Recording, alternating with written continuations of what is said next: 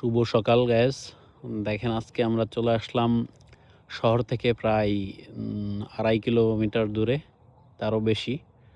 তো আমরা আজকে ভাই ব্রাদার মিলে আসলাম গ্রামের দিকে ইতালির।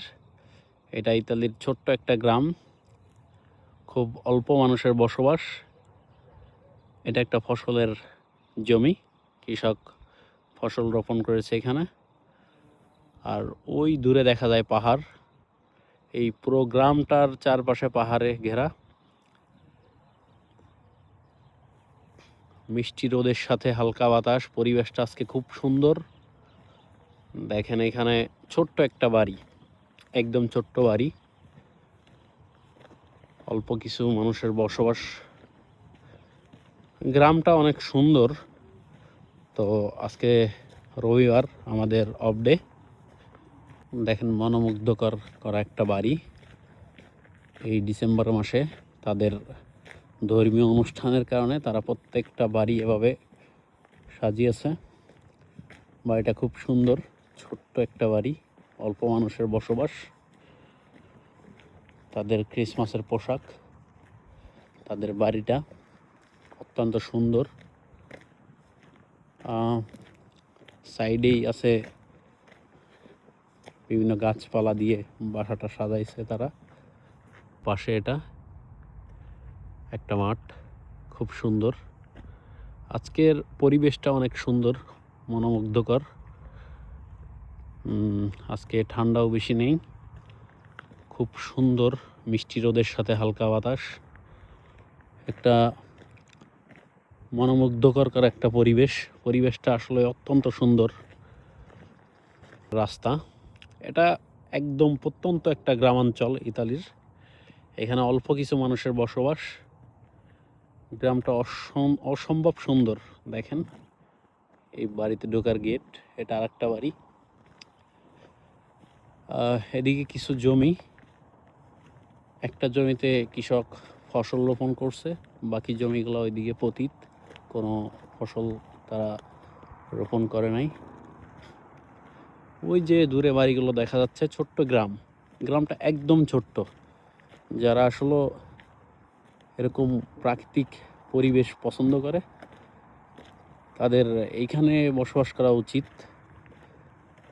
একটাবার চিন্তা করেন, যারা এখানে আসবে, এরকম জায়গায় একটা বাড়ি কিনবে, মানে বিকালবেলা তারা ঘুরতে বের হবে, কত সুন্দর একটা পরিবেশ। আমার কাছে মনে হয় এখানে থাকার মতো শান্তি আর কোথাও নাই। এত সুন্দর পরিবেশ, একদম ঠান্ডা নীরব এলাকা। দূরের পাহাড়গুলো দেখেন, মনে হইতেছে একদম মেঘ পাহাড়ের নিচ দিয়ে নেমে গেছে, একদম পাহাড়ের সাথে ঘেঁষে গেছে। বাড়িগুলো দেখেন, সত্যি অসম্ভব সুন্দর বাড়িগুলো। যতই দেখি যেন মন ছুঁয়ে যায়। আজকে এই জায়গায় ঘুরতে এসে হঠাৎ আমার বাংলাদেশের কথা মনে পড়ে গেল। আসলে আমাদের দেশটাও কিন্তু এরকম সুন্দর। আমাদের দেশের গ্রামগুলো এরকম সুন্দর, যদি আমরা সুন্দর করে রাখতে পারি না আমাদের দেশের গ্রামগুলো। বাট এই দেশের জনসংখ্যা কম, তারা তাদের দেশগুলা সুন্দর করে সাজিয়ে রেখেছে। ইতালিতে শহরের থেকে গ্রামে বসবাস করে বেশি শান্তি, কারণ গ্রামগুলো অনেক সুন্দর, একদম সাজানো গোছানো একটা পরিবেশ। যারা আসলে গ্রামে থাকতে পছন্দ করে তারাই বুঝবে এই জায়গার মানে ভালোবাসাটা, তারা বুঝবে জায়গার যে একটা মায়া, যে একটা পরিবেশের যে একটা সৌন্দর্য, তারা বুঝবে। যারা গ্রামে থাকতে পছন্দ করে, এরকম গ্রাম পছন্দ করে, এরকম পরিবেশ পছন্দ করে, তাদের কাছে সত্যি জিনিসটা অসম্ভব সুন্দর লাগবে। আর তাদের বসবাস করে অনেক শান্তি লাগবে এই সব জায়গা। এটা গ্রামের মেঠো রাস্তা, দেখেন গ্রামটা অনেক সুন্দর। অনেক, গ্রামটা এতটাই ভিতরে যে শহর থেকে যে আপনার এখানে শহর থেকে আসতে অনেক সময় লাগে। আমরা যদিও অনেক সকালে বের হয়েছি বাসা থেকে, হেঁটে আসছি এখানে, মানে এইখান দিয়ে কোনো বাস আসে না। তবে এইখানে যারা বসবাস করে, বাড়ি আছে যাদের, তাদের প্রত্যেকেরই প্রাইভেট কার আছে। তো আমরা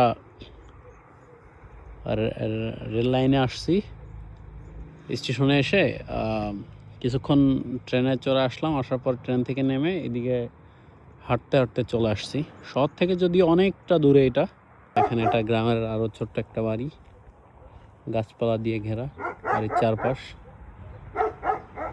ভেতরে কুকুর ডাকে। এই দেশের প্রত্যেকটা বাড়িতেই কুকুর রাখা। বাসার সামনে দিয়ে কেউ গেলে কুকুর চিৎকার করে ওঠে। এটা একটা বাড়ি গাছপালার মাঝখানে, চারপাশ গাছপালা দিয়ে ঘেরা।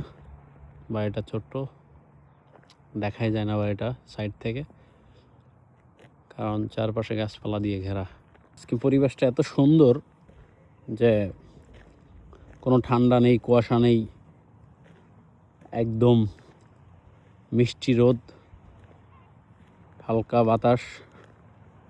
কি সুন্দর একটা গ্রাম। আসলে যদিও আমি গ্রাম অনেক পছন্দ করি, অনেক সুন্দর একটা গ্রাম ইতালির, অনেক প্রত্যন্ত একটা গ্রাম অঞ্চল। এটা মনোমুগ্ধকর একটা পরিবেশ। এখানে গ্রামগুলো এত সুন্দর যে কেউ কাউরে বিরক্ত করে না। অনেক দূরে দূরে বাড়ি, দেখেন ওইখানে একটা বাড়ি, আবার ওইখানে একটা বাড়ি, সাইডে এখানে একটা বাড়ি।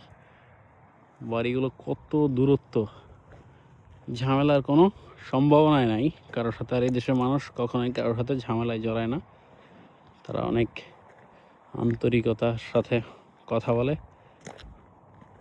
এদেশের মানুষের মন মানসিকতা অনেক ভালো। তো যাই হোক, আজকে ভিডিওটা এই পর্যন্তই শেষ করলাম। আমরা এখন রওনা দিব বাসার দিকে। ভালো থাকবেন সবাই।